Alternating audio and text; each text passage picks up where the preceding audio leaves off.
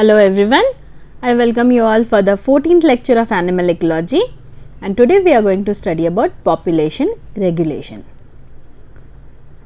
Now population regulation is of two types.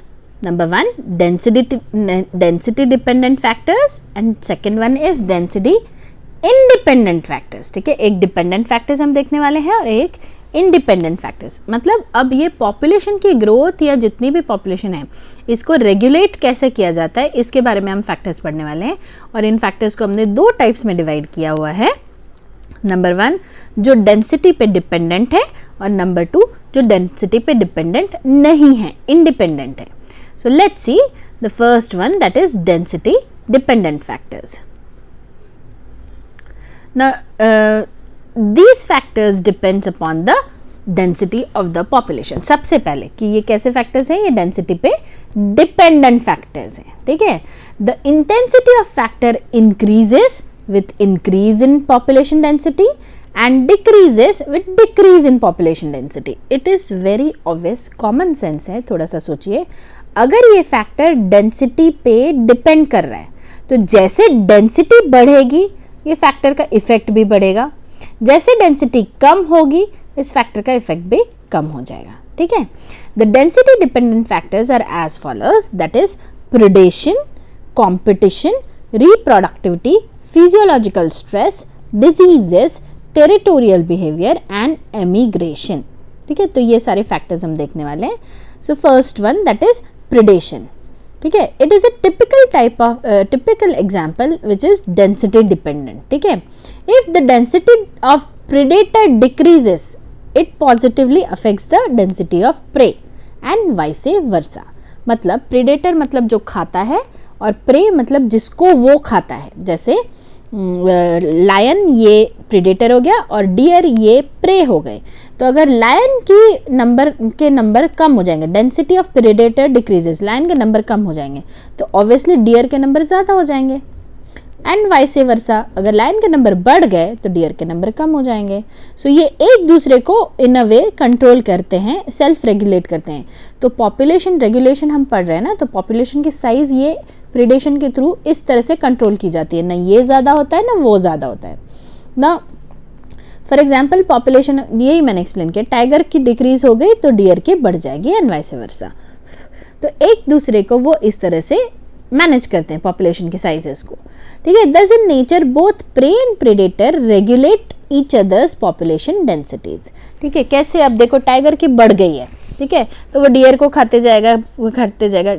Tiger की बढ़ी है बोल रहे हैं हम, तो डियर की धीरे धीरे कम हो जाएगी. फिर जैसे डियर की कम होने लगेगी टाइगर को फूड कम मिलने लगेगा. डियर कम हो गए तो टाइगर की भी कम होने लगेगी एक पॉइंट के आगे. फिर जैसे टाइगर की कम होगी डियर की बढ़ जाएगी.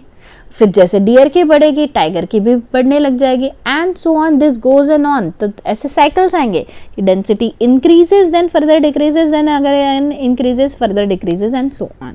सो the first factor that we studied is predation. Next is competition. ठीक है, competition in habitat could be of two types, intraspecific और इंटरस्पेसिफिक. ठीक है, ये हम बहुत डिटेल में पढ़ने वाले हैं, आगे चल के आपको इसके बारे में पूरा डिटेल एक लेक्चर रहेगा इंट्रास्पेसिफिक और इंटरस्पेसिफिक कंपटीशन के बारे में. पर अभी मैं थोड़ा सा शॉर्ट में आपको बता देती हूँ. Intra means with in, intra मतलब विद इन, और इंटर मतलब बिटवीन. जैसे फॉर एग्जाम्पल मैं बोलती हूँ it is a competition, it is a intra class competition. मतलब क्लास के बीच में, आपके क्लास के विद इन कॉम्पिटिशन है.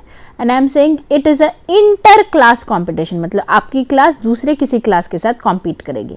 So between two classes, within the class and between the two class. So intra means within, intraspecific मतलब एक ही species के अंदर खुद की उनकी कंपटीशन एक दूसरे से, और इंटर स्पीशीज मतलब दो स्पीशीज के बीच में या मोर देन टू.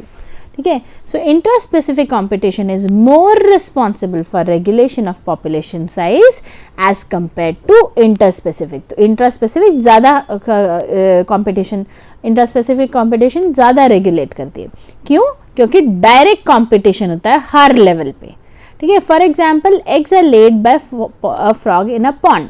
ठीक है, एक पॉन्ड में फ्रॉग ने एग्स ले किए और टैडपोल्स बने उससे, ठीक है। Now all these tadpoles will compete with each other for food and other resources, food, shelter and other ecological resources. The strong ones will succeed and will be selected by natural selection. जो strong है वो select होंगे और जो weak है they will be lost. तो competition किसके बीच में हुआ?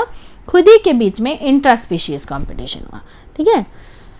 Now next is reproductivity. Next factor is reproductivity. It refers to the rate at which reproduction takes place, ठीक है।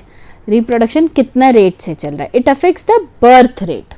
The birth and the death rates are directly affected by the population size.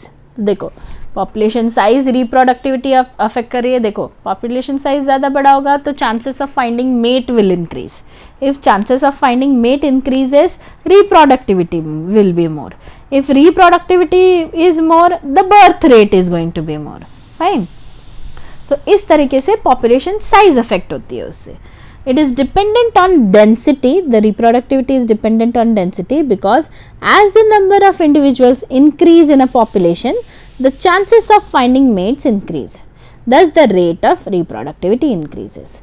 So technically एक दूसरे से ये correlated है. Further, now let's see. Next is the physiological stress. ठीक है, अब physiological stress क्या होता है? The disruption of homeostasis of an organism is called as physiological stress. तो सबसे पहले मुझे ये बताइए कि homeostasis क्या है?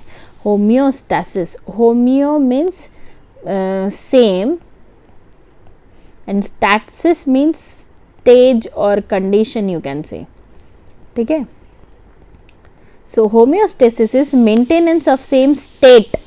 स्टेज बोलने की जगह ना मैं स्टेट बोलते हैं. मेंटेनेंस ऑफ सेम स्टेट और condition is called as homeostasis. So जो फिजियोलॉजिकल स्टेट है किसी भी ऑर्गेनिज्म का, जब वो होम्योस्टैसिस उसका डिसरप्ट हो जाता है, मतलब मेंटेन नहीं होता है, तब हम बोलते हैं कि stress is induced. Now it can be caused due to various environmental factors such as extreme cold, hot climate, drought, floods, etc. ठीक है, तो ये सारे कंडीशंस क्या करते हैं? फिजियोलॉजिकल स्ट्रेस इंक्रीज करते हैं ऑर्गेनिज्म का. ठीक है, it is density dependent because larger the population are more number of organisms are affected.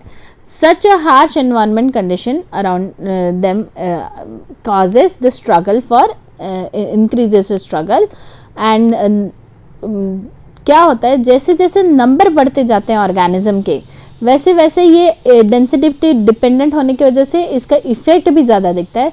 क्यों ज़्यादा दिखता है? क्योंकि जितने ज़्यादा नंबर बढ़ेंगे उतना स्ट्रगल भी ज़्यादा बढ़ते जाता है. तो physiological stress increases with the increase in number. Okay, now next is diseases. Disease से भी मॉर्टैलिटी होती है, स्पेशली इन्फेक्शियस डिजीजेस.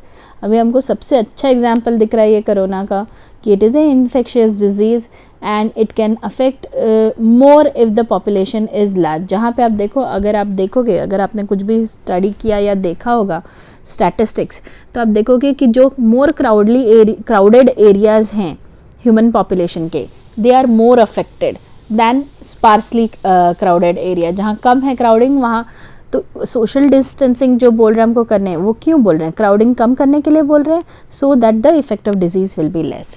तो अब ये इसको छोड़ के अगर हम नेचुरल पॉपुलेशन में देखेंगे, तो जहाँ पे क्राउडिंग ज़्यादा है, जहाँ पॉपुलेशन डेंसिटी ज़्यादा है, वहाँ ये इन्फेक्शियस डिजीज़ का इफेक्ट ज़्यादा होगा. जहाँ पॉपुलेशन डेंसिटी कम है, ये डिजीज़ का इफेक्ट जो है कम होगा. So this is how it is affecting. Next is territorial behavior. Now territoriality is seen in many population, ठीक है, and size of population is also controlled by this territorial behavior. For example, in case of honeybees, देखो what happens, the population of a single colony increases past a certain level. क्या होता है? Population बढ़ते जाता है एक level के आगे.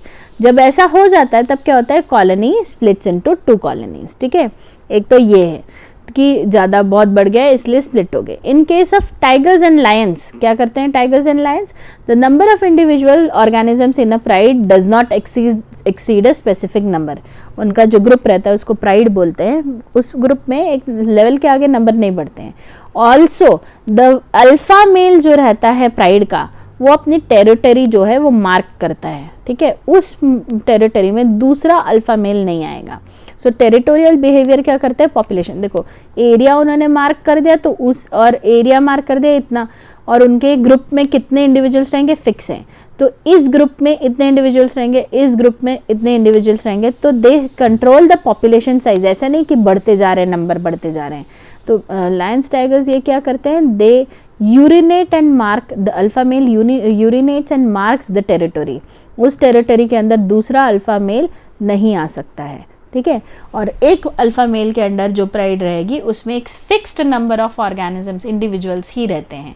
तो this is how they mark the territory and they control the number of organisms in that area. इसका कहीं ना कहीं रिलेशन ना फूड अवेलेबिलिटी से, क्योंकि अगर ज़्यादा नंबर ऑफ ऑर्गेनिजम्स आ जाते हैं तो एक पॉइंट के आगे उनको फूड नहीं मिलेगा। They understand this thing and that's why they mark the territory and they do not allow too many of the individuals to increase in their pride. Fine. Now next is emigration. Emigration हमने पिछले lectures में देखा था. It is movement of individuals from habitat, one habitat to other. ठीक है. Many times this emigration occurs due to overcrowding. ये हमने पढ़ा था कि बहुत ज़्यादा crowding हो गई है तो some organisms leave that original. This is a competitive pressure created by the population and this competitive pressure reduces when immigration happens. हम बोले ना population का प्रेशर कम, मैंने ये बताया था लास्ट लेक्चर में जब हमने इमिग्रेशन देखा था कि इमिग्रेशन जो है ये पॉपुलेशन का प्रेशर कम कर देता है। कि जैसे इधर पहले 100 पॉपुलेशन थे हमने देखा था, ठीक है, यहाँ से 10 माइग्रेट कर दिए तो अब 90 बचे, तो पॉपुलेशन का जो प्रेशर है एनवायरनमेंट पे वो कम हो जाता है, ठीक है, ड्यू टू इमिग्रेशन। इमिग्रेशन के वजह से ये प्रेशर जो है वो रिड्यूस हो जाता है। Fine, so this is how again the size of the population is also controlled. Over crowding हो रही है, इसकी कैपेसिटी, या ऐसे मैं बताती हूँ, ये 100 लेने की जगह ना मैं आपको एग्जांपल दूसरा देती हूँ। जैसे फॉर एग्जांपल इस हैबिटेट की कैपेसिटी है 100 इंडिविजुअल्स को कोप करना, और ये 100 से एक्चुअल इंडिविजुअल्स कितने हो गए, लेट्स से 110 हो गए, and then these 10 will migrate, this 10 will emigrate, तो अब कितने बच गए, again the population comes back to 100 कि इट कैन अब सपोर्ट ओनली 100, तो 100 ही रहेंगे, एंड जितने एक्स्ट्रा होते जाएंगे they will start emigrating. Fine, so this is how the population size can be controlled by emigration. Now these were the density dependent factors, let's see the density independent factors. These factors are not dependent on the population density and these affect the population density. ये dependent नहीं रहते हैं density पे, पर ये affect करते हैं actually population की density को, ठीक है.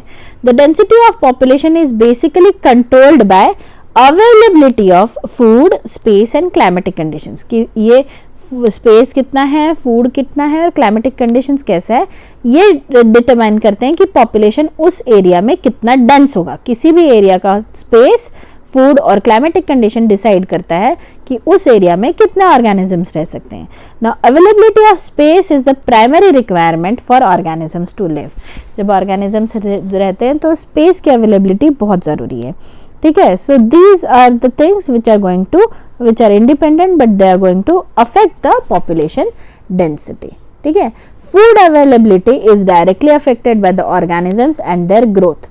Increase in availability encourages the growth, decrease in availability reduces the growth. So this is how the population growth is affected by food, ठीक है. स्पेस से अफेक्ट हो रहा था, पिछले इसमें देखा हमने स्पेस से अफेक्ट हो रहा था, next food, and now third one that is climatic condition, ठीक है.